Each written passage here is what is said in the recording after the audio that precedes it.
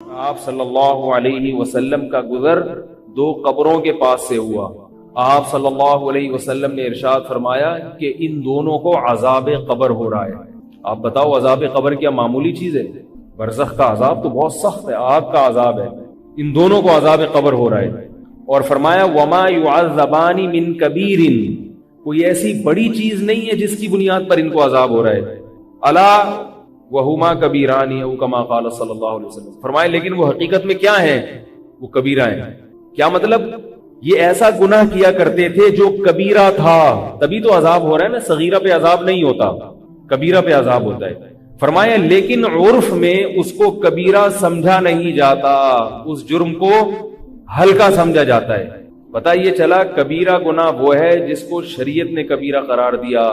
ہمارے کہنے سے نہیں ہوتا کہ یار داڑھی کٹانے سے کیا ہوتا. لوگ کہہ دیتے ہیں داڑھی تو ایک انسان کے جذبات ہیں، رکھ لے ٹھیک ہے، نہیں رکھے تو بھی ٹھیک ہے. نا نا نا نا، نہیں رکھے تو ٹھیک نہیں ہے، یہ نہیں رکھے تو ٹھیک نہیں ہے، فطرت کی مخالفت ہے.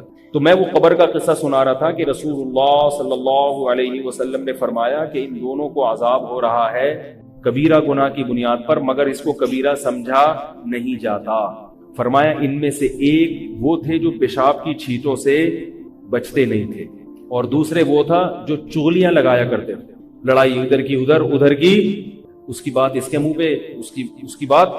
اب بعض دفعہ انسان اپنے راز کی بات کسی کو بتاتا ہے، یار وہ فلاں بندہ ایسا ہے، آپ نے فلاں کو جا کے بتا دی وہ تمہارے بارے میں یہ کہہ رہا تھا. پھر اس نے 2-3 گالیاں نکالی، آپ نے اس کو بتایا تمہیں ایسی ایسی گالیاں دیا تھا. وہ ہوتا ہے نا ایسے، ہر محلے میں ہوتے ہیں، گھروں میں ہوتے ہیں. نندیں لڑواتی ہیں میاں بیوی کو، بھابھی، نند کا الٹ کیا ہوتا ہے؟ بھابھی ہوتا ہے. نند لڑواتی ہیں بھابھی کو اور اپنے بھائی کو بھابھی سے لڑوا دیتی ہیں، اس کی ادھر لگائی. میاں بیوی کو لڑوانا تو بہت ہی بڑا جرم ہے اللہ کے بندو. تو شیطان اس پر عمل پہ اتنا خوش ہوتا ہے، حدیث میں آتا ہے شیطان کسی عمل سے اتنا خوش نہیں ہوتا جتنا اس بندے سے خوش ہوتا ہے جو میاں بیوی کو لڑوا کے آئے. ادھر کی ادھر خام میں ان کو رہنے دو، چلو ایک غلط ہے تو غلطی، جب خوشی سے ہنسی خوشی زندگی گزار رہے ہیں تو تمہیں کیا ضرورت ہے ان کو لڑوانے کی. ایک آدمی آیا، ایک صاحب مجھے کہنے لگے، میرے گھر میں ایک بندہ آیا کہنے لگا کہ میری بیوی گھر میں صفائی ستھرائی کرتی نہیں ہے، گھر گندا رکھتی ہے. تو ایک خاتون آئی، وہ کہنے لگی مجھے فون کر کے آپ کی بیوی نے تو گھر کو کباڑ بنایا ہوا ہے. کہہ رہے اس دن سے مجھے اپنی بیوی کی نفرت دل میں پیدا ہو. تو میں نے کہا کباڑ بنایا ہوا ہے یا نہیں بنایا ہوا ہے، جب آپ اس کباڑ پہ ہی خوش ہو اپنی بیوی کے ساتھ تو کسی تیسرے کو اعتراض کرنے کی کیا ضرورت ہے؟ کتنی غلط بات ہے. کسی کے گھر میں جا کے اس میں عیب دیکھو، اور اس کی بیوی کی برائی شوہر کو، اور شوہر کی برائی. اب بعض شوہر ہوتے ہیں باہر آنکھ مٹکا کر رہے ہوتے ہیں. آج کل تو مارکیٹ میں اسی قسم کے شوہر آ رہے ہیں، زیادہ تر باہر آنکھ مٹکا کر رہے ہیں. اب کسی نے دیکھ لیا، بیوی کو جا کے بتا دیا تمہارے میاں کی تو یہ حرکتیں ہیں. بھائی غلط حرکتیں ہیں تو میاں کو بتاؤ نا، بھائی تم یہ کیا کر رہے ہو آنکھ مٹکا. یار آنکھ مٹکا تو سمجھتے ہیں نا، کرتے ہیں تو سمجھتے کیوں نہیں ہوں گے؟ معذرت کے ساتھ آپ لوگ نہیں کرتے، لیکن جو لوگ کر رہے ہیں وہ تو سمجھتے ہوں گے نا. تو اب بیوی کو جا کے کیوں بتا رہے ہو؟ اس کے دل میں شوہر کی برائی آئے گی. بھائی اس کو تو یہ بتاؤ تمہارا شوہر بہت اچھا ہے، تاکہ اس کے دل میں محبت ہو. اگر وہ غلط ہے، طلاق کے بعد کیا ہوگا؟ کیا ایسا اچھا شوہر مل جائے گا؟ ابھی تو آنکھ مٹکے والا ملا ہے، ابھی دوسرا وہ اس سے بھی بڑی فلم ہوگا، وہ پتہ نہیں کیا نکلے، اور گھر بچے رل جائیں گے، بڑی مصیبتیں کھڑی ہو جاتی ہیں. تو چغلیاں لگا کے دوستوں میں لڑائیاں پیدا کروانا، امام مسجد کو مقتدیوں سے بدگمان کرنا، مقتدیوں کو امام سے بدگمان کرنا، کمیٹی کو انتظامیہ کو امام سے، امام کو انتظامیہ سے. ہر آدمی ایک دوسرے کے خلاف لڑوا رہا ہے ایک دوسرے. محبت کی باتیں کم ہو رہی ہیں، لڑائی کی باتیں، بھائی بھائی کو لڑوایا جا رہا ہے، بہن بہنوں کو لڑوایا جا رہا ہے. سب پتہ نہیں ہم بچے ہوئے کیسے. اسی طرح یاد رکھو، حکومت کو عوام سے لڑوانا، عوام کو حکومت سے لڑوانا، یہ بھی غلط ہے. یہ بات یاد رکھو. اس وقت اسلامی ملکوں میں جتنے بھی حکمران ہیں، کرپٹ بھی کیوں نہ ہو، لیکن ان کرپٹ حکمرانوں کا بھی رہنا نہ رہنے سے بہرحال بہتر ہے. ابھی میرے پاس لوگوں کی کلپس آتے ہیں کہ سعودی عرب کے بادشاہ نے امریکہ کے ساتھ یہ کیا، اتنے اس کو کروڑوں روپے کے تحفے دے دیے. میں کہتا ہوں غلط کیا. سعودی عرب کے بادشاہ کو ایسا نہیں کرنا چاہیے. امریکہ کی غلامی میں بہت ہی زیادہ آگے نکل گئے یہ لوگ، واقعی غلط کر رہے ہیں. کروڑوں روپے کے اس کو ڈونلڈ ٹرمپ کو ہدایہ دے دیے، اس کی تعریفیں اور پتہ نہیں کیا ان کے پیچھے جا رہے ہیں. لیکن اس کے باوجود اگر سعودی عرب میں وہاں حکمرانوں کے خلاف قوم کھڑی ہو گئی تو اس کا فائدہ نہیں ہوگا، اس کا نقصان ہوگا، اس کا نقصان ہوگا. سعودی عرب ٹوٹ جائے گا، یہاں روافض کا قبضہ ہو جائے گا، حرمین ہمارے ہاتھ سے نکل جائے گا. بڑے خطرات ہیں. تو بھائی ٹوٹنے نہ دو کسی چیز کو، بھائی جیسے تیسے ہیں، بس زبان کی حد تک اعتراض، بھائی سعودیہ کے بادشاہ کو ایسا نہیں کرنا چاہیے تھا، لیکن بہرحال رہنے دو، کیونکہ ابھی وہاں اگر جمہوریت آئے گی تو لائے گا کون، اور کس کی مرضی کا آدمی آئے گا؟ افغانستان میں جمہوریت ہے، نام کی ہے، بیٹھے ہوئے کس کے چمچے ہیں؟ امریکہ کے چمچے بیٹھے ہوئے، اور افغانستان کا بیڑا غرق کرتے چلے جا رہے ہیں، کھائے جا رہے ہیں افغانستان سے، پتہ نہیں کیا کیا دھاتیں نکال رہے ہیں۔ لیبیا میں قذافی کو اتروا دیا، یہ کہہ کے کہ ظالم میں تھا، وہ ظالم میں مانتا ہوں، لیکن جیسا بھی تھا بہرحال اس کا ہونا نہ ہونے سے بہتر تھا۔ اس کی حکومت گئی ہے، لیبیا کے سارے وسائل پر اسلام دشمنوں کا قبضہ ہو گیا، سارے وسائل پر کس کا قبضہ ہو گیا؟ اسلام۔ عراق میں صدام حسین جیسا مرضی تھا، عیاش تھا، ظالم تھا، جو مرضی تھا، لیکن اس کو ہٹا کے ہمیں کیا ملا؟ کیا خلافت قائم ہو گئی وہاں پہ؟ بولو بھائی، سارے وسائل کس کے قبضے میں؟ اسلام دشمنوں کے قبضے۔ وہ تیل کے کنویں بھر بھر کے لے رہے ہیں، اتنا انہوں نے تیل جمع کر لیا، موجہ ہی موجہ، اور ہم یہاں بیٹھے ہوئے ہیں۔ او بھائی، جو تو حکمرانوں کے خلاف عوام کو ایسا کر دینا کہ وہ تلوار لے کے ان کے خلاف کھڑے ہو جائیں۔ ہاں، زبان سے جہاد ضروری ہے، ان کی غلط پالیسیوں پہ ان کو ٹوکنا کہ یہ غلط ہو رہا ہے، یہ صحیح ہو رہا ہے، یہ تو ضروری ہے، کیونکہ یہ ورنہ یہ بالکل ہی آؤٹ آف کنٹرول ہو جائیں گے۔ لیکن ان کے خلاف اگر لڑو گے تو نتیجہ کیا نکلے گا؟ تمہاری رہی صحیح قوت بھی ختم ہو جائے گی۔ تو نہ لڑو، محبت میں پیدا کرو گھروں میں بھی۔ تو نبی صلی اللہ علیہ وسلم نے فرمایا ان دونوں کو عذاب کیوں ہو رہا ہے؟ کبیرہ گناہ کی وجہ سے۔ ایک پیشاب کی چھینٹوں سے نہیں بچتے تھے اور دوسرے چغلیاں۔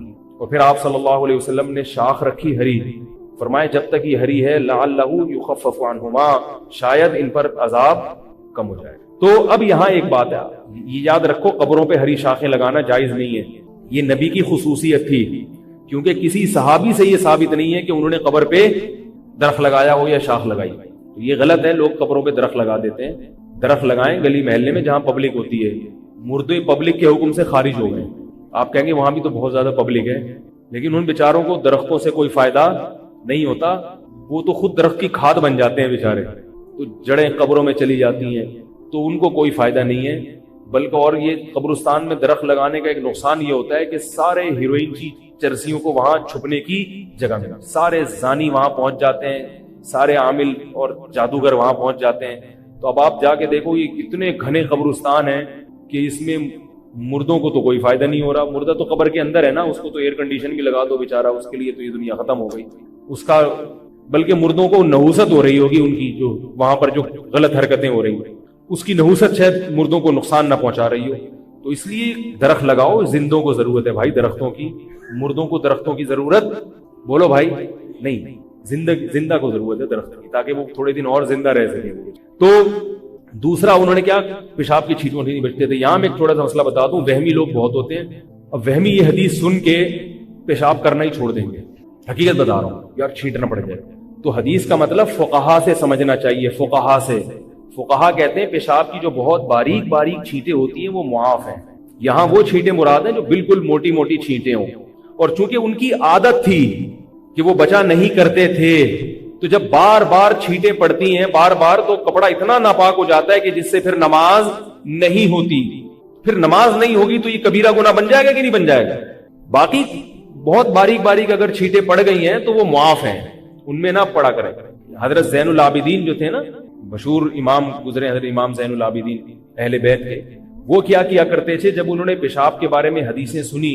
ایک اور حدیث میں آتا ہے استنزہوا من البول فإن عامۃ عذاب القبر منہ، کہ پیشاب سے بچو اس لیے کہ اکثر عذاب قبر کس سے ہوتا ہے؟ پیشاب سے۔ اس میں یہ پیشاب بھی داخل ہے، خواتین جو گھروں میں بچوں کے پیشاب کا خیال نہیں کرتی، بچوں نے گدوں میں پیشاب کر دیا، کارپٹ پہ پیشاب کر دیا، خواتین اس کو صاف نہیں کرتی، جو نہیں کرتی ان کی بات کر رہا ہوں۔ تو اب کیا ہوتا ہے، اسی پہ لوگ آ کے بیٹھ رہے ہوتے ہیں، اسی پہ گیلے پاؤں لے کے چل رہے ہوتے ہیں۔ تو یہ وعید ان لوگوں کے لیے بھی ہے، سمجھ رہے ہو؟ خواتین کو چاہیے کہ کچھ کام پیمپر کرے گا، کچھ آپ بھی کر لیں۔ پیمپر اپنی ذمہ داری پوری کرتا ہے، لیکن بیچارہ کسی دن پیمپر لگا رہنا بھول گیا وہ، تو اب کیا ہے کہ اگر بچے نے کہیں بیڈ پہ کر دیا تو اب آپ نیچے ایک ٹب رکھیں اور اس گدے پہ اوپر پانی ڈال کے پانی بہا دیں، نیچے جب پانی گرنا شروع ہو جائے گا 2-3 دفعہ یہ عمل کرے تو وہ گدا پاک ہو جائے گا۔ اب اس سے خواتین کہتی تو گیلا ہو جائے گا، تو وہ تو ہو گیا نا پیشاب سے گیلا۔ کتنا آسان طریقہ ہے پاک کرنے کا، ہم یہ تھوڑی کہہ رہے ہیں گدا اٹھا کے لے جاؤ اس کو ڈرائی کلینر کو دو۔ اور ایک جاننے والے ڈاکٹر ہے، وہ کہتے ہیں میں نے سنا تھا کہ نافرمان کی روح بہت مشکل سے نکلتی ہے، اور جو نیک لوگ ہوتے ہیں ان کی روح آسانی سے نکلتی ہے. تو میں تو جب گیا یورپ میں تو میں نے بہت سے گوروں کو بڑے آرام سے مرتے ہوئے دیکھا، اور بہت سے نیک لوگوں کو بڑی مشکل سے مرتے ہوئے دیکھا.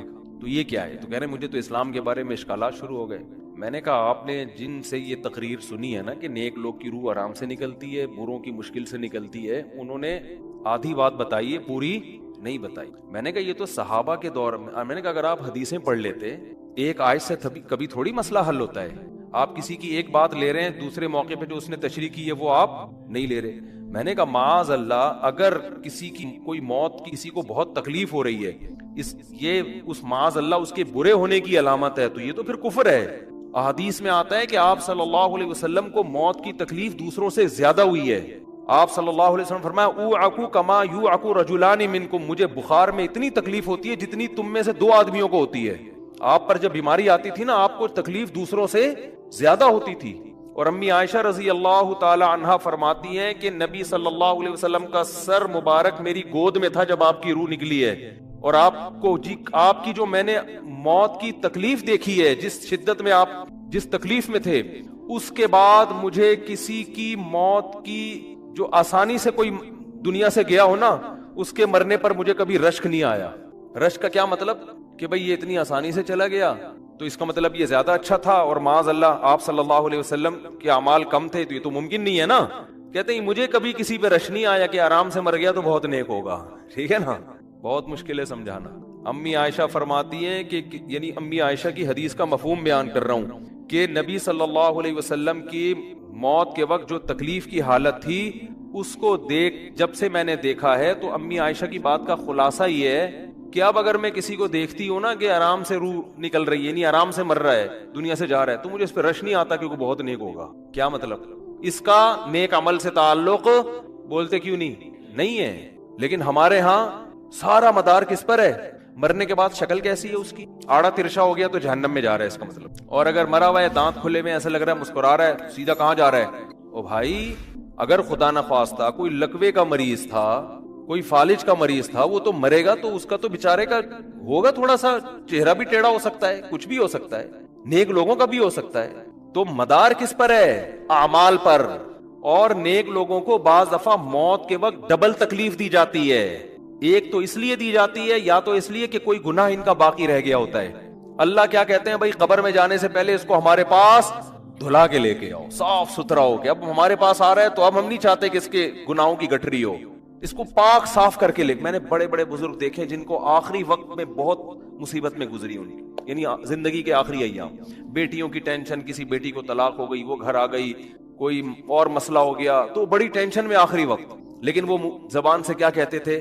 شکر، کہ یار شاید اللہ تعالی ہمارے گناہوں کو معاف کرنا چاہے. اولاد کی حدیث میں آتا ہے کہ انسان کو اس کی گھر والی کی طرف سے، اس کی اولاد کی طرف سے، اس کے جسم کی طرف سے تکلیفیں پہنچتی رہتی ہیں اور اس کے گناہ معاف ہوتے رہتے ہیں، حتی لقی اللہ طاہرا مطہرا، جب اللہ کے پاس آتا ہے نیٹ کلین، بالکل گناہوں سے پاک صاف ہو گیا. لیکن یہ تکلیف ہوتی ہے جس میں صبر کی توفیق بھی ملتی ہے، کیونکہ اللہ دے رہا ہے نا تکلیف، اور اللہ سزا کے طور پہ نہیں بلکہ کفارے کے طور پہ، تاکہ ہمارے پاس آئے تو صاف ستھرا ہو گئے. تو اس تکلیف میں پھر صبر کی توفیق، اس لیے علماء کہتے ہیں جس تکلیف میں صبر کی توفیق مل رہی ہے سمجھ لو یہ رحمت ہے. یہ کیا ہے؟ رحمت. یہ اللہ آپ کو بنانا چاہ رہا ہے کچھ. اب لوگ کہتے ہیں یہ والی تکلیف کیوں، وہ والی کیوں نہیں آئی، یہ تو بہت زیادہ ہو گئی. تو بھائی اللہ سے کوئی نہیں لڑ سکتا، وہ جو دے رہا ہے وہ اس پہ صبر کرو. اسی کو کہتے ہیں تقدیر پر رضا. جو اللہ نے مقدر کیا ہے بس ہم اس پہ کیا ہیں، کوشش کریں گے، اللہ سے عافیت مانگیں، اے اللہ ہمیں تکلیفیں نہیں چاہیے، ہم تو ویسے ہی کمزور ہیں، ایسا نہ ہو تکلیف میں اور ہی نافرمانی پہ نہ آ جائیں، ہمیں تو خوشیوں بھری زندگی چاہیے، اور اللہ ان خوشیوں میں شکر کی توفیق دے کے گناہ معاف کر دے. ٹھیک ہے نا؟ جیسے لوگ حکیم کے پاس جاتے ہیں، حکیم صاحب کے پاس 2 طریقے ہوتے ہیں علاج کے. ایک طریقہ تو یہ کہ بھائی یہ کڑوی گولی ہے، 2-3 کھاؤ گے فٹ فاٹ ہو جاؤ گے، اس میں یہ بھی پرہیز، یہ بھی پرہیز، یہ بھی پرہیز. اور ایک طریقہ ہوتا ہے بھائی دودھ جلیبی کھاؤ، علاج لمبا ہو جائے گا لیکن وہ دوا میں کیا ہے؟ دودھ جلیبی. تو آپ کہتے ہو بھائی یہ دودھ جلیبی والا مجھے دے دو، ٹھیک ہے لمبا علاج کروا لوں گا، فائدہ دیر سے ہوگا، لیکن میں یہ کریلے کا جوس نہیں پی سکتا. تو ہم نالائق لوگ ہیں. شکر سے بھی انسان کے ترقی ہوتی ہے، تو اللہ سے یہ مانگنا چاہیے اللہ ہمیں نعمتیں دے، تکلیفوں سے بچا اور شکر کی توفیق دے تاکہ ہمارے درجات بلند. تو شکر کے بھی تو بڑے فضائل ہیں نا. تو مانگنے تو کیونکہ عبدیت اور غلامی کا تقاضا یہ ہے کہ اللہ سے عافیت مانگیے, لیکن اللہ تکلیف دے دے تو اس پہ صبر. تو ہمارے نبی صلی اللہ علیہ وسلم کو ہاں یا تو اس لیے تکلیف ہوتی ہے گناہ معاف, یا اس لیے کہ درجات بلند. اللہ چاہتا ہے کہ بھئی یہ دنیا آزمائش کی جگہ ہے, جب آخرت میں آنا تو اتنا تجھے نوازوں. تو ہمارے نبی صلی اللہ علیہ وسلم جنت میں آخرت میں سب سے اعلیٰ مقام کس کا ہوگا؟ سید الانبیاء محمد صلی اللہ علیہ وسلم, حضرت آدم سے بھی زیادہ, نوح علیہ السلام سے بھی زیادہ.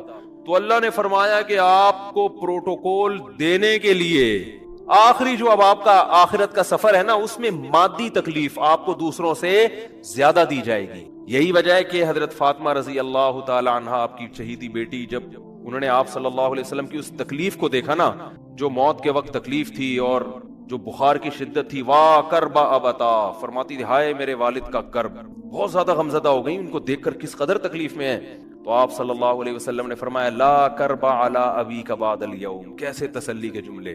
اپنی بیٹی سے فرمایا ہے فاطمہ تیرے باپ پر آج کے بعد کوئی تکلیف, بولو لا کرب علی ابیک بعد اليوم. اس میں بھی آپ صبر کا پہلو تلاش کر رہے ہیں, شکر کا. بس یہ اللہ کی طرف سے آخری ہے. آج کے بعد اے میری بیٹی تیرے باپ پر کوئی تکلیف نہیں. اپنی بیٹی کو بھی تسلی دے رہے ہیں کہ غم ہلکا کر, بس یہ اللہ کی طرف سے آخری ہے, آج کے بعد کوئی تکلیف نہیں ہوگی. تو ہمارے ہاں وہ بیچارہ تکلیف سے جا رہا ہے, تو یار دیکھا آ گیا نا سامنے, لیکن یہ دیکھا ہم تو کہتے تھے بندہ ہی 2 نمبر ہے, اب آ گیا نا, دیکھو کیسے مر رہا ہے. اور پیغمبروں کو تکلیف تو دی جاتی ہے, لیکن کوئی ایسا عیب نہیں ہوتا, ایسی بیماری نہیں ہوتی جو لوگوں میں معیوب سمجھی جاتی ہے. یہ نہیں ہوتا, کیونکہ پیغمبر اللہ کے قاصد ہیں, تو اللہ ان کو ہر لحاظ سے امت کو یہ بتانا چاہتے ہیں یہ میرے رسول ہیں, یہ میرے سفیر ہیں. تو کوئی بھی ایسی چیز جس کی وجہ سے لوگوں کو ان سے نفرت ہو, یا طبعی نفرت جو انسان کے اختیار میں نہیں ہوتی, تو اللہ ایسی بیماری اور ایسی تکلیف سے بچاتے ہیں ان کو. سمجھ میں آ رہی ہے بات؟ لیکن امتی کو ایسی تکلیف ہو سکتی. یہ جو ختم نبوت کے علماء کہتے ہیں نا مرزا غلام احمد بیت الخلاء میں گر کے مر گیا, تو بعض لوگ کہتے ہیں وہ تو بیت الخلاء میں تو فلاں بزرگ کا بھی انتقال ہوا تھا, فلاں کا بھی. بزرگ کا ہو سکتا ہے, پیغمبر کا بیت الخلاء میں انتقال بولو نہیں ہو سکتا, کیونکہ پیغمبر کو اللہ ایسے عیب سے بچاتے ہیں جو انسانوں میں عیب سمجھے جاتے ہیں. لوگ کہتے ہیں نا یونیورسٹیوں میں دہریت پھیل رہی ہے, تو بھائی پھیلے گی, ان کو مذہب کے بارے میں کوئی ٹاپک ہی نہیں ہے, اور جو ٹاپک اسلامیات کا ہے وہ اتنا تھکا ہوا ہے کہ اس کو پڑھانے کی ضرورت بالکل بھی نہیں ہے. اس کو ویسے ہی نکال دینا چاہیے, وہ خامخواہ میں ایسی کچھ کھانے کی دعا اور چلنے کی دعا, یہ دو پڑوسیوں کے حقوق, یہ 2-4 چیزیں ہیں. جو قرآن کی جو روح ہے نا, جو قرآن کی تعلیمات آپ کی نیچر کو اپیل کرتی ہیں, ہلا دیتا ہے اندر سے, وہ آپ کی اسلامیات میں نہیں پڑھایا جاتا. یا ایھا الناس ان کنتم فی ریب من البعث فانا خلقناکم من تراب. کیا انداز ہے قرآن کا. اے لوگو تمہیں یقین نہیں آتا نا مر کے زندہ کیسے ہوگے؟ کسی لیبارٹری میں کوئی سائنسدان آج تک نہیں زندہ کر سکا. ان کنتم فی ریب من البعث, شک ہے کیسے؟ فانا خلقناکم من تراب, مٹی سے بنایا ہے. کیسے بن گئے؟ مٹی لے جاؤ کسی لیبارٹری میں, بولو اس سے انسان بنا کے دکھاؤ, بن جائے گا لیبارٹری میں؟ او بھائی کیا ہو گیا, نہیں بنے گا. کیسے؟ ہم نے بنا دیا. اب تحقیق کر رہے ہو کہ بنا کیسے ہے؟ بنایا ہم نے. ثم من نطفہ, پھر اس مٹی کے انسان سے منی کا قطرہ پیدا کیا. لے جاؤ کسی لیبارٹری میں. یہ تو تم نے دیکھ لیا اپنی آنکھوں سے کہ بن رہا ہے, ورنہ روٹی کا جو ٹکڑا کھانے سے منی کا قطرہ بنتا ہے, اس روٹی کو لیبارٹری میں لے جاؤ.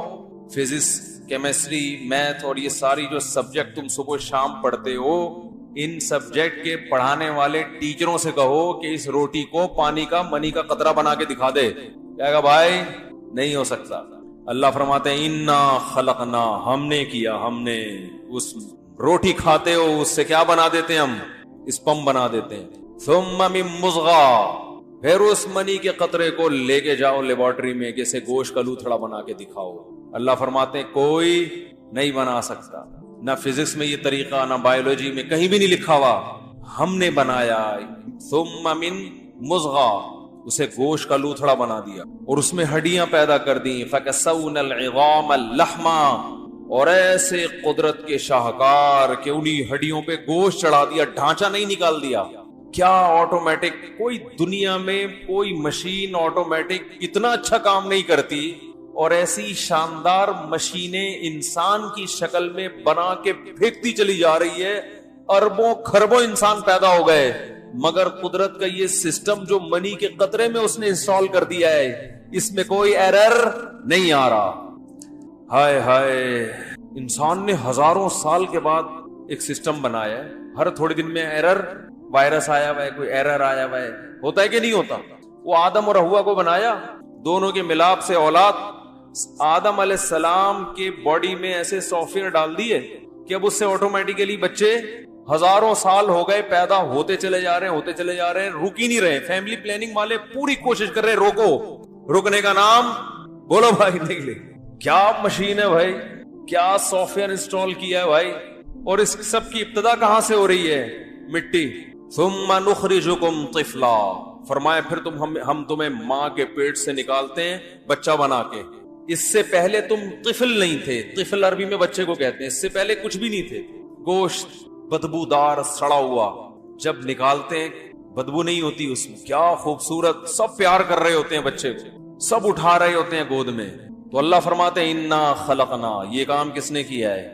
یہ ٹاپک اسلامیات میں بولو بھائی نہیں پڑھا ہے۔ پڑوسیوں کے حقوق، کھانا کھانے کی دعا، وہ بھی اسلام کا حصہ ہے۔ وہ پہلے تو یہ ہے بھائی، اصل تو آخرت پر ایمان ہے۔ جس کا آخرت پر یقین نہیں ہے 100 دفعہ بسم اللہ پڑھ لے، درود شریف پڑھ لے، سارا زور پھونکوں پہ لگا ہوا ہے۔ اسلام شروع روحانی علاج سے ہو رہا ہے، ختم کہاں ہو رہا ہے؟ روحانی علاج، ٹوپی ڈرامہ۔ کیا پھر روحانی علاج پہ آتا ہوں پھر جذباتی ہو جاتا ہوں، کیونکہ ان لوگوں نے بہت الو بنایا ہوا ہے۔ تو اللہ فرماتے ہیں کہ پھر منہا خلقناکم، اسی مٹی سے بناتے ہیں، وفیہا نعیدکم، پھر تم چلتے پھرتے، یہ ستار بھائی، یہ وسیم بھائی، یہ چودھری صاحب، یہ ایس ایچ او صاحب، یہ ڈی ایس پی صاحب، کوئی سوچ سکتا ہے ڈی ایس پی صاحب پھر مٹی بن جائیں گے؟ ہے بھائی؟ فرمایا پھر ہماری قدرت کے خزانے، قدرت کے جو کلاکاریاں ہیں وہ حرکت میں آتی ہیں، اور یہ ڈی ایس پی صاحب، ایس ایچ او صاحب، صدر صاحب، بریگیڈیئر صاحب، وفیہا نعیدکم، اسی مٹی میں تحلیل کر دیا، چکر چلا رہے ہیں، گھوم رہے ہیں، بنے مٹی سے، گئے کہاں؟ مٹی میں۔ تو اللہ فرماتے ہیں اگر تمہیں شک ہے نا، وَمِنْهَا نُخْرِجُكُمْ، 2 دفعہ تم نے دیکھ لیا مٹی سے بن کے مٹی میں تحلیل، 1 دفعہ تم نے دیکھا نہیں ہے، عقل مند ہوگا تو میرے کہنے سے مان لے گا، مِنْهَا نُخْرِجُكُمْ، دوبارہ ریورس کر دوں گا اسی مٹی کو، دوبارہ ریورس کر دوں گا، کوئی مشکل میرے لیے نہیں ہے۔ کیا انداز ہے اللہ کا، دیکھو، یا ایھا الناس، ہے لوگو، ان کنتم فی ریب من البعث، تمہیں یقین نہیں آتا نا تو دیکھو نا ہماری قدرت پہ کیسے ہم نے کیا ہے، جو یہ کچھ کر سکتا ہے وہ کیوں نہیں کر سکتا؟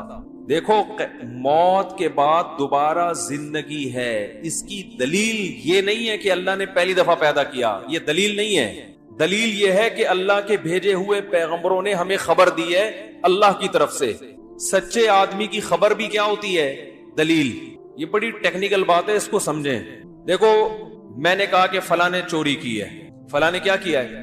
چوری کی۔ عدالت مجھ سے کہے گی گواہ پیش کرو، میں نے 2 گواہ پیش کر دیے، عدالت کہے گی اس کی کیا دلیل ہے کہ یہ گواہ سچے ہیں؟ ہے بھائی، یہ تو تمہارے ماموں لگتے ہیں، یہ تو تمہارے چاچو لگتے ہیں، تو تمہارے حق میں گواہی دیں گے۔ میں نے ثابت کر دیا بھائی، 10 گواہ اور پیش کر دیے کہ یہ دونوں کیا ہیں؟ سچے ہیں۔ یہ 2 گواہ، 10 گواہ ان 2 گواہوں پہ پیش کر دیے کہ یہ کیا ہیں؟ یہ جھوٹ نہیں بولتے۔ تو اب عدالت ان دونوں کی گواہی کو دلیل قرار دے کر چور کا ہاتھ کاٹنے کا یا اسے سزا دینے کا حکم دے گی نا۔ چور کہے گا میں نے چوری کی، اس کی دلیل کیا ہے؟ تو عدالت کیا کہے گی؟ گواہی، خبر، قابل اعتماد لوگوں نے خبر دی ہے کہ چوری کس نے کی ہے؟ آپ نے۔ تو پتہ یہ چلا کہ خبر یہ بھی خود ایک کیا ہوتی ہے؟ ارے بول لو نا، کیا مسئلہ جا رہا ہے یار؟ دلیل ہوتی ہے نا خبر بھی، بشرطے کہ خبر دینے والے کا سچا ہونا ثابت ہو جائے۔ اور سچا ہونا ثابت کیسے ہوتا ہے؟ اس کا اپنا مفاد نہ ہو، اس کو خبر دینے میں الٹا نقصان ہو، بعض دفعہ فائدے کے بجائے کیا ہو رہا ہو۔ پھر تو کوئی جھوٹی خبر تو وہی دے گا نا جس کا اپنا مفاد ہو، وہ خبر دے کے چوڑے میں آ رہا ہو۔ تو نبی نے ہمیں خبر دی ہے کہ موت کے بعد دوبارہ زندگی، اور نبی کے ساتھ اللہ نے پہلے خبر دی ہے کہ موت کے بعد دوبارہ زندگی، اور ان دونوں خبروں کے سچا ہونے کی ہمارے پاس الگ سے دلائل موجود ہیں۔ تو یہ دلیل سے ثابت ہوتا ہے، خبر سے۔ اب مسئلہ یہ ہے کہ قرآن جو یہ کہہ رہا ہے کہ ہم نے تمہیں مٹی سے بنایا، پھر پانی سے بنایا، پھر ایسے، پھر یہ کیوں؟ یہ دلیل نہیں ہے بھائی۔ جس نے ایک عجیب کام کیا ہو تو ضروری تو نہیں کہ دوبارہ بھی وہ کچھ کرے۔ یار کیا کیسے سمجھائیں بھائی، کیا ہو گیا؟ ایک سائنسدان نے عجیب و غریب روبوٹ بنا لیا، آپ نے دعویٰ کیا کہ یہ سائنسدان اس روبوٹ کو توڑ کے دوبارہ بنائے گا. اگلا پوچھتا ہے دلیل کیا ہے, تو آپ دلیل یہ دیتے ہیں کہ جو پہلی دفعہ اتنا اچھا روبوٹ بنایا کیا دوسری دفعہ نہیں بنا سکتا؟ تو وہ جواب میں کہے گا بنا سکتا ہے, یہ تو ہم مانتے, لیکن بنائے گا بھی. یہ تو وہ خود بتا دے کہ میں بناؤں گا تو ہم مانیں گے, نہیں بتائے تو ہم نہیں مانیں. تو قرآن جو دلائل دے رہا ہے نا کہ پہلی دفعہ ہم نے تمہیں پیدا کیا, دوسری دفعہ پیدا کی, یہ دلیل نہیں ہے. دلیل تو قرآن کا یہ دعویٰ ہے کہ ہم تمہیں پیدا کریں گے. تو یہ پھر قرآن یہ دلائل کیوں دے رہا ہے جب یہ دلیل نہیں ہے؟ تو یہ اس لیے دے رہا ہے کہ بعض دفعہ جب دعویٰ کیا جاتا ہے تو دعویٰ ایسا ہوتا ہے جو ہماری مینٹل اپروچ سے اوپر کی چیز ہوتی ہے. عقل اس کو بعید سمجھ رہی ہوتی ہے کہ یہ ممکن نہیں ہے. مثلا یہی ہم چور والے واقعے کی طرف آتے ہیں. میں نے 2 گواہوں سے ثابت کیا کہ اس بندے نے کیا کی ہے, چوری. جج کہے گا گواہ تو سچ بول رہے ہیں, لیکن چور کہے گا کہ جج صاحب میرے جیسا عزت دار آدمی جس کی کبھی تہجد قضا نہیں ہوئی, کیا کامن سینس اس بات کو تسلیم کرتی ہے کہ ایسا آدمی چور ہو سکتا ہے؟ یہ عقل میں نہیں آتا. تو جج تھوڑی دیر کے لیے ہل جائے گا نا. آپ نہیں ہل رہے تو جج کہاں سے ہلے گا؟ ایک آدمی نے یوں ہی کیا ہے, بس خود تو ہلیں تاکہ جج بھی ہلے. بھائی جج چور نے یہ دعویٰ کیا کہ جناب میں محلے کا عزت دار آدمی ہوں, میرے پاس ویسے بھی اچھی خاصی دولت ہے, مسجد سے چپل چوری کرنا یہ میرے جیسے خاندان کے لوگوں پر سوٹ نہیں کرتا.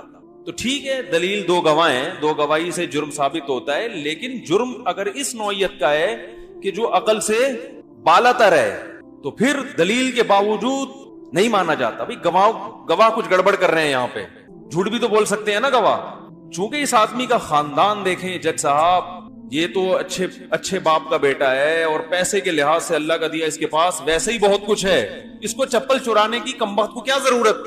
چوری تو وہ کرے جو چرسی ہیروئنچی ٹائپ کے لوگ ہوتے ہیں, عزت دار لوگ. کم از کم جس قسم کی چوری کی ہے, یہ چوری تو ویسے بھی اس پہ سمجھ میں نہیں آتی. تو یہ جو دعویٰ ہے یہ عقل سے کیا ہے, بالاتر, یہ ساڑی عقل نہیں آندا.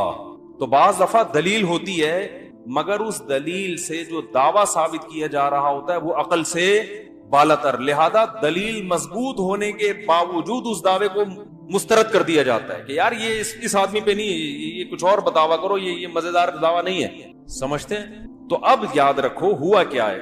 رسول اللہ صلی اللہ علیہ وسلم اللہ کے پیغمبر, اور صرف آپ اکیلے نہیں اس میدان میں, سارے پیغمبروں نے یہ دعویٰ کیا کہ اللہ کہتا ہے کہ موت کے بعد دوبارہ زندگی ہے, اللہ کے سامنے اٹھنا ہے, یہ مٹی کو دوبارہ اللہ انسان بنائے گا. تو ایک گواہ نہیں, اس پر لاکھوں گواہ ہیں. تورات انجیل آج بھی گواہ ہیں. حضرت موسیٰ نے بھی دعویٰ کیا, حضرت عیسیٰ نے بھی, حضرت ابراہیم نے بھی, جتنے پیغمبر آئے نا اللہ کا پیغام لے کے, سب نے ہمیں یہ بتایا کہ موت کے بعد ختم نہیں ہو جاتے, دوبارہ اس مٹی کو جان ڈال کے انسان بنائے گا, اللہ کھڑا کرے گا اپنے سامنے. تو دلائل تو بڑے مضبوط ہیں کہ وہ لوگ خبر دے رہے ہیں جن کی زبان سے کبھی جھوٹ صادر نہیں ہوا, اور بہت سارے گواہوں کے بیان میں اگر ذرہ برابر بھی تضاد نہ ہو تو خود وہ بیان معتبر ہوتا ہے کہ یار وہ بھی یہی کہہ رہا ہے, وہ بھی یہی کہہ رہا ہے, وہ بھی یہی کہہ رہا ہے, وہ بھی یہی کہہ رہا ہے, وہ بھی یہی کہہ رہا ہے, اس کا مطلب یہ خبر سچی. ارے کسی نے آپ کو آ کے بتایا کہ فلاں جگہ بم پھٹا ہے, بولٹن اللہ نہ کرے بہت دنوں سے بم نہیں پھٹے, اللہ بچائے رکھے ہم کو, لیکن مثالیں اب پھٹانے کی آ گئی ہیں دماغ میں, کیونکہ اتنے کراچی میں بم ماضی میں پھٹ چکے ہیں. فرض کرو ایک آدمی نے آ کے بتایا کہ بھائی بولٹن مارکیٹ میں کیا پھٹا ہے, بم.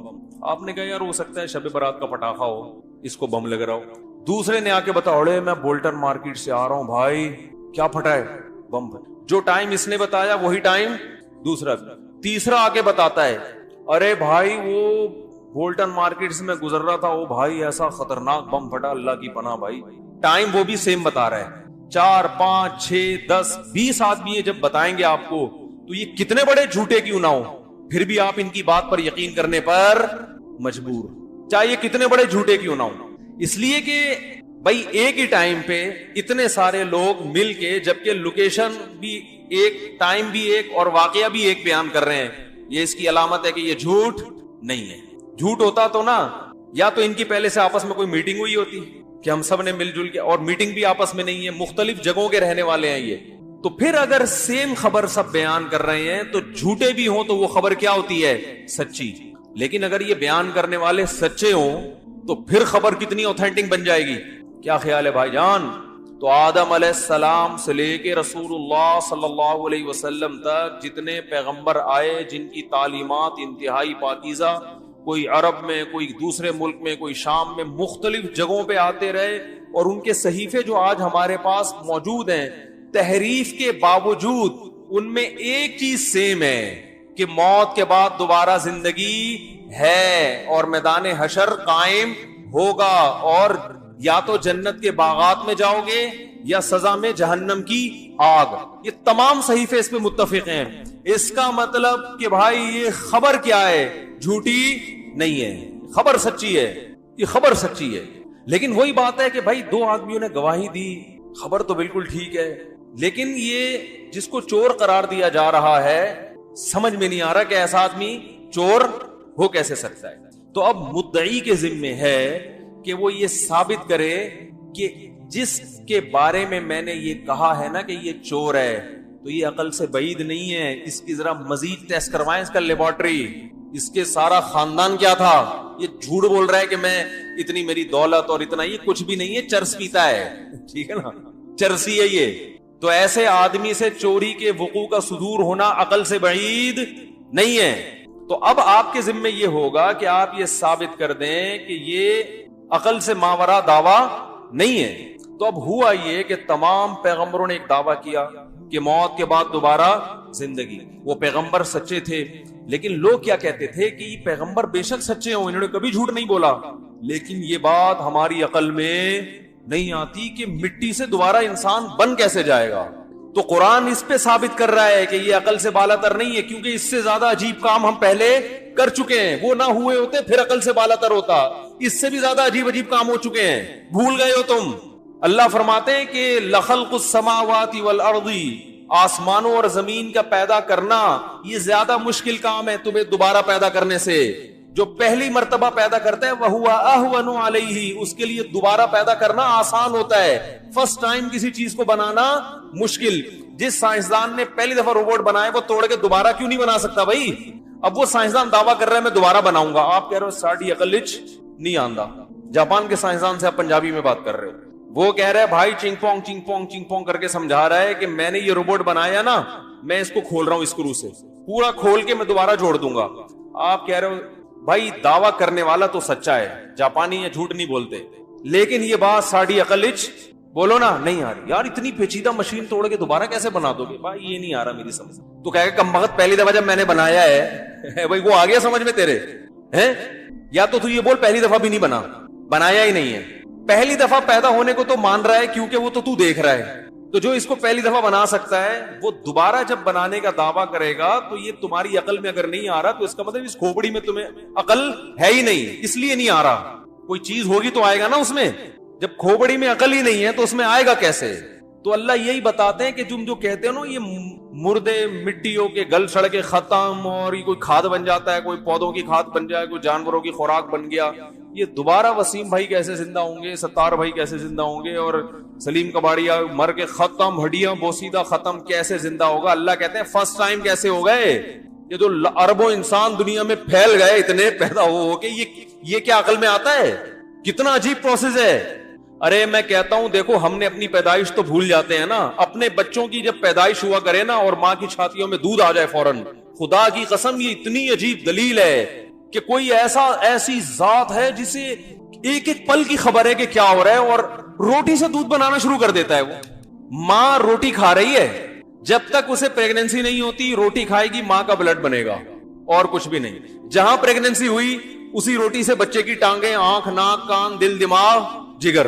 یہ روٹی کو بنا کے دکھاؤ، کسی لیبارٹری میں لے جاؤ، اس روٹی سے دل بناؤ. کیا سسٹم ہے بھائی؟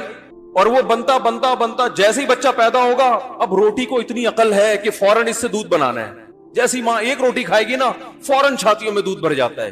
کیا جب چاہتا ہے روٹی سے آنکھ پیدا کر دیتا ہے، جب چاہتا ہے روٹی سے دانت بنا دیتا ہے، جب چاہتا ہے اسی گندم سے خون بنا دیتا ہے، جب چاہتا ہے اسی گندم سے دودھ بنا دیتا ہے اور دودھ کو چھاتیوں میں پہنچا دیتا ہے. اور اس روٹی سے جو بچے کا دماغ بنایا اس اللہ نے، اس دماغ میں کچھ بھی نہیں ہے، صرف یہ ہے کہ مجھے دودھ کہاں سے ملے گا. یہ اسی روٹی سے اس نے اس دماغ میں ڈال دیا.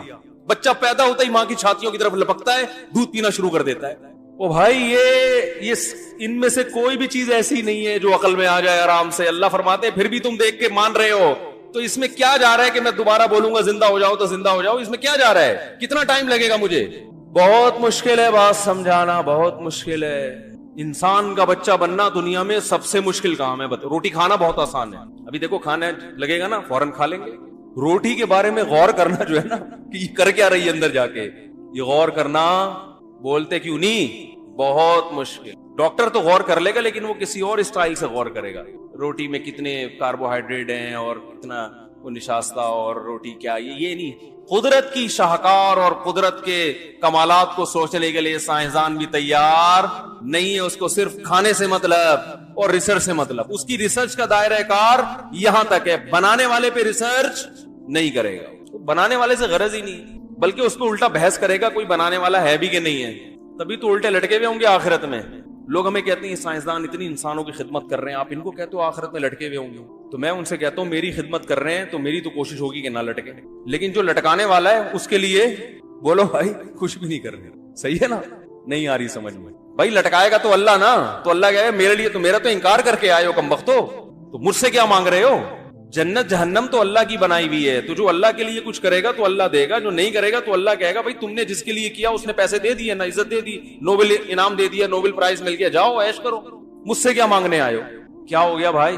ارے آپ کسی کمپنی میں جاب کر رہے تھے, سارا دن آپ نے کام کیا دوسری کمپنی کے لیے ہیں, اب باس سے آ رہے ہو تنخواہ لینے, میں اتنا کام کر رہا ہوں, اوور ٹائم بھی لگایا یار, میں نے اتنی انسانیت اتنی خدمت کی کمپنی کو, میں نے دن دگنی رات چگنی ترقی دی, اور یار مجھے جاب سے نکال رہے ہو. کہے گا جس کے لیے کی وہ تمہیں جاب پہ رکھے گا, میرے لیے کچھ بھی نہیں کیا تو میں تمہیں نکال دوں.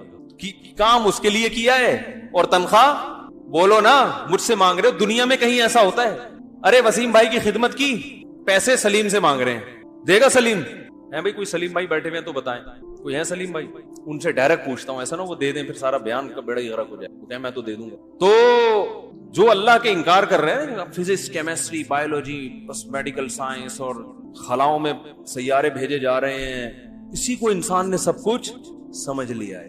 تو اللہ تو سب سے پہلے کہے گا کہ کائنات تو مسخر میں نے کی نا تمہارے لیے, میں نے کی, تو میں کہاں ہوں اس پوری تحقیق میں؟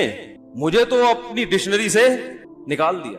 اس لیے مرنے کے بعد میرے بھائی کوئی فزکس کیمسٹری کی کتاب آپ کے ساتھ قبر میں نہیں جاتی. سب پروفیسر سارے وہی مٹی, پھر اللہ زندہ کرے گا. اور اللہ کیا فرماتے جب مرنے کے بعد آتے ہو نا, فرمایا کہ وَلَقَدْ جِئْتُمُونَا فُرَادَا كَمَا خَلَقْنَاكُمْ أَوَّلَ مَرَّةٍ, اسی طرح اکیلے آ گئے جیسے پیدا اکیلے ہوئے تھے, بنانے میں میرے ساتھ کوئی شریک نہیں تھا. آج قبر میں آئے بھی کیسے ہو؟ کلے, اکیلے بھی. سارے شاگرد اور وہ جتنے نعرے لگانے والے, نوبل انعام دینے والے کہاں رہ گئے؟ پیچھے. تو اب بتا میرے لیے تو نے کیا کیا؟